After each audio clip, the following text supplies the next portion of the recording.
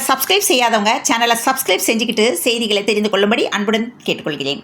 வணக்கம். இன்றைய முக்கிய செய்திகள். கொளத்தூர் தொகுதியில் தோல்வியடைந்ததால் அவரது மகன் உதயநிதி ஸ்டாலின் எதிர்க்கட்சித் தலைவராக பொறுப்பேற்றுள்ளார். தாவேகா ஆட்சி அமைந்தது முதல் முதலமைச்சர் விஜய் மற்றும் அவரது அமைச்சரவையை எதிர்க்கட்சித் தலைவர் உதயநிதி தொடர்ந்து விமர்சித்து வருகிறார். சமீபத்தில் தனிப்பட்ட முறையில் கடுமையான விமர்சனங்களை முன்வைத்ததாக அவர் மீது வழக்கு பதிவு செய்யப்பட்டு தஞ்சாவூர் வரை அழைத்து செல்லப்பட்டு நடவடிக்கைக்கு உள்ளான விவகாரம் பெரும் அரசியல் பரபரப்பை ஏற்படுத்தியது. இந்த சூழலில் சட்டமன்றத்தில் கடைபிடிக்கப்படும் நடைமுறைகள் மற்றும் அவை மரபுகள் குறித்து தாவேகா மற்றும் திமுக இடையே புதிய சர்ச்சை உருவெடுத்துள்ளது. வழக்கமாக முதலமைச்சர் அவைக்குள் வரும்போது எதிர்க்கட்சித் தலைவர் உள்ளிட்ட அனைத்து உறுப்பினர்களும் எழுந்து நின்று மரியாதை செலுத்துவது மரபாக இருந்து வருகிறது.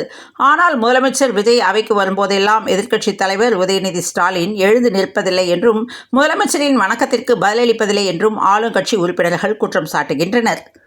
இன்றைய சட்டமன்ற கூட்டத்தில் முன்னாள் முதலமைச்சர் ஓ பன்னீர்செல்வம் அவை கண்ணியம் மற்றும் சட்டமன்ற மரபுகள் குறித்து உரையாற்றியுள்ளார். அப்போது பதிலளித்து பேசிய அறநிலையத்துறை அமைச்சர் ரமேஷ், நாங்கள் முதல்முறையாக சட்டமன்றத்திற்கு வந்திருப்பதால் மூத்த தலைவர்களின் அறிவுரைகளை கேட்டு கற்றுக்கொள்ள தயாராக இருக்கிறோம் என்றும், ஆனால் அதே கண்ணியத்தை அவை மரபையும் 8 கோடி மக்களின் முதலமைச்சர் உள்ளே வரும்போது எழுந்து நிற்காமல் அமர்ந்திருக்கும் எதிர்க்கட்சித் தலைவருக்கும் சொல்லிக் கொடுங்கள் என காரசாரமாக குறிப்பிட்டுள்ளார். இதனால் திமுக உறுப்பினர்கள் கோஷமிட்டு தங்கள் எதிர்ப்பை பதிவு செய்ததால் அவையில் பெரும் கூச்சல் குழப்பம் நிலவியது.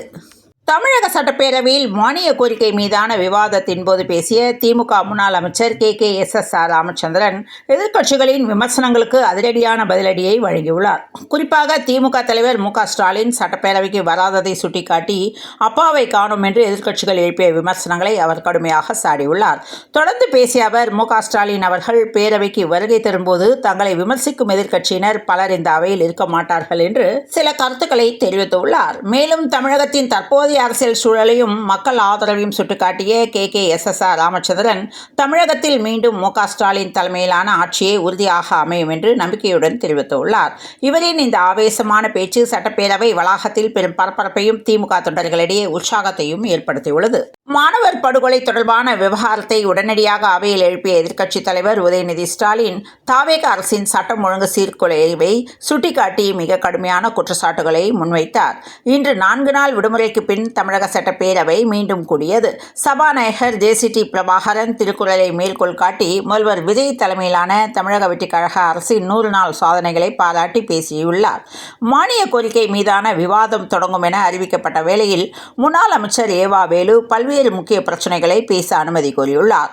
தொடர்ந்து எதிர்க்கட்சித் தலைவரும் திமுக இளைஞரணி செயலாளருமான உதயநிதி ஸ்டாலின் அமுதன் கொலை தொடர்பாக கொண்டு வந்த சிறப்பு கவன ஈர்ப்பு தீர்மானத்தின் போது பேச அனுமதி வழங்கப்பட்டது.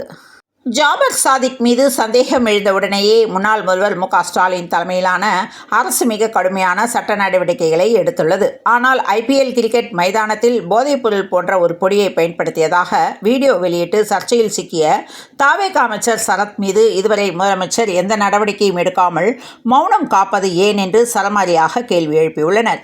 இந்த காரசார விவாதத்தால் சட்டப்பேரவை வளாகம் முழுவதும் பெரும் பரபரப்பு ஏற்பட்டுள்ளது. அமைதியின்றி தொடர்ந்து கூச்சலிட்ட திமுகவினரை பார்த்து ஆவேசமடைந்த அமைச்சர் ஆதவ் அர்ஜுனா காட்டமாக பதிலளித்து பேசியுள்ளார்.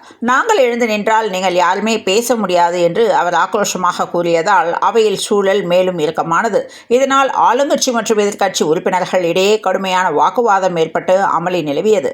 உடனடியாக சபாநாயகர் தலையிட்டு உறுப்பினர்களை அமைதியாக இருக்குமாறு தொடர்ந்து வேண்டுகோள் விடுத்துள்ளார். பேரவையின் மாண்பை காக்கும் வகையில் இரு தரப்பினரும் அமைதி காக்க வேண்டும் என்று அறிவுறுத்தப்பட்டது. இதன் காரணமாக சிறிது நேரத்திற்கு பிறகு அவையில் நிலவிய பரபரப்பான சூழல் தணிந்து இயல்பு நிலை திரும்பியது. தமிழ்நாடு சட்டப்பேரவை கூட்டத்தில் அமைச்சர் ஆதவ் அர்ஜுனா பேசிக் கொண்டிருந்த போது ஏற்பட்ட வாக்குவாதத்தால் பெரும் பரபரப்பு ஏற்பட்டது.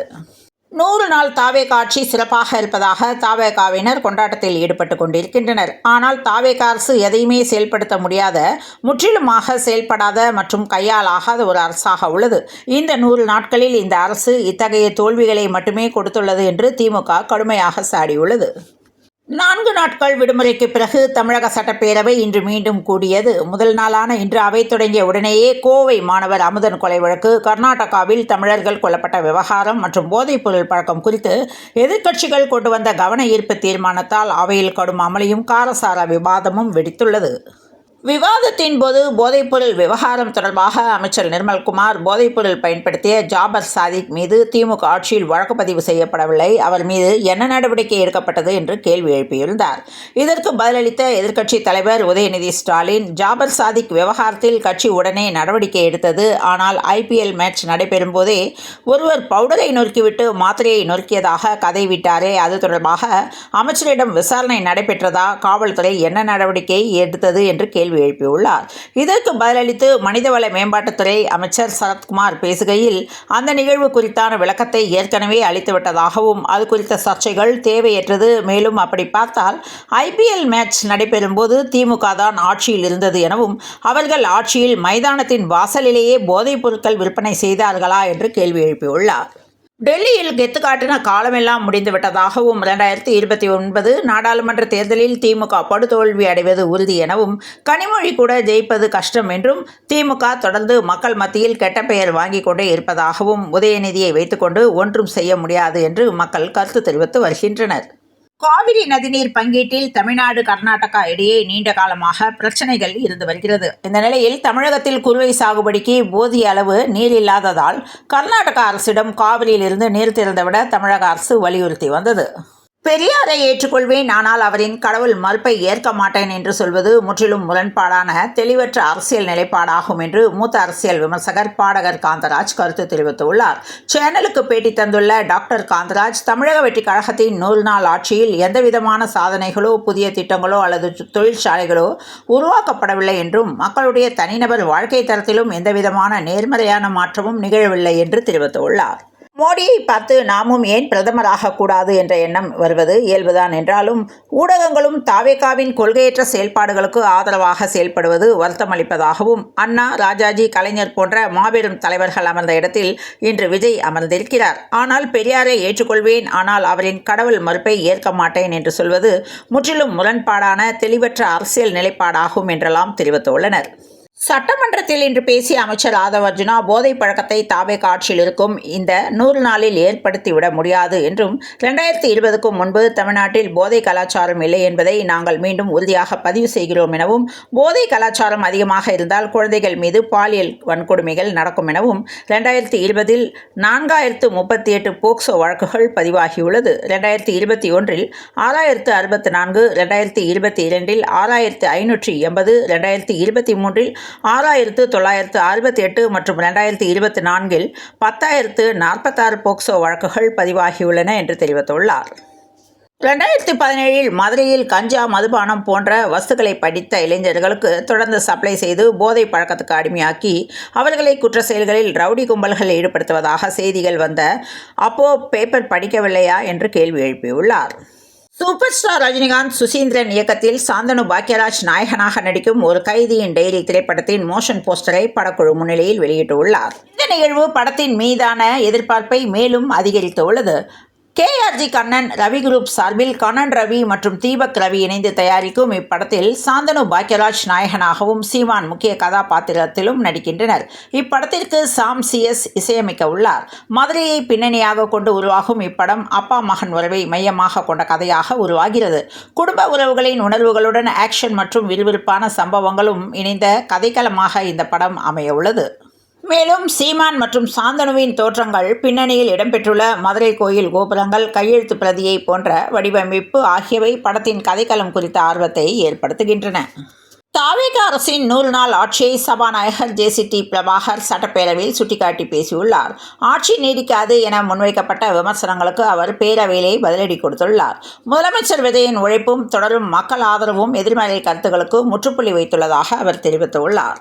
தாவேக ஆட்சி ஒரு காகித கப்பல் போன்றது என்றும் அது விரைவில் கவிழ்ந்துவிடும் என்றும் பல்வேறு தரப்பினர் முன்பு விமர்சித்ததை JCT பிரபாகர் நினைவு கூர்ந்தார். ஆனால் அந்த கணிப்புகள் எதுவும் பலிக்கவில்லை என்றும் அவர் கூறியுள்ளார்.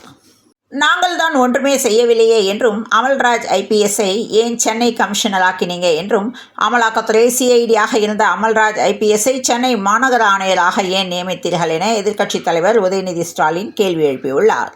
தமிழக பாஜக முன்னாள் தலைவர் அண்ணாமலை வி த லீடர்ஸ் என்ற இயக்கத்தை தொடங்கியுள்ளார். விரைவில் இந்த இயக்கம் அரசியல் கட்சியாக மாற உள்ளது. இந்நிலையில் தான் சென்னையில் சுற்றுச்சூழல் விழிப்புணர்வு பேரணி நடைபெற்றது. சென்னையில் நடைபெற்ற இந்த பேரணியில் மறைந்த நடிகர் விவேக்கின் மனைவி அருள் செல்வி பங்கேற்றுள்ளார். அதோடு அண்ணாமலையின் வி த லீடர்ஸ் இயக்கத்துடன் சேர்ந்து செயல்பட உள்ளதாக அறிவித்துள்ளதாக தகவல் வெளியாகியுள்ளது. சென்னையில் இன்று தங்கம் விலை மீண்டும் உயர்ந்துள்ளது. அதன்படி ஆபரண தங்கத்தின் விலை ஒரு கிராமுக்கு ரூபாய் 50 உயர்ந்து 14,770 ரூபாய்க்கும், ஒரு சவரனுக்கு ரூபாய் 400 உயர்ந்து 1,14,160 ரூபாய்க்கும் விற்பனையானது. இத்துடன் இந்த செய்திகள் நிறைவடைந்த நிலையில் தொடர்ந்து இணைந்திருங்கள் பிரபாஸ் கதவம் செய்திகளுடன். மீண்டும் நாளைய முக்கிய செய்திகளில் சந்திப்போம். நன்றி. இரவு வணக்கம்.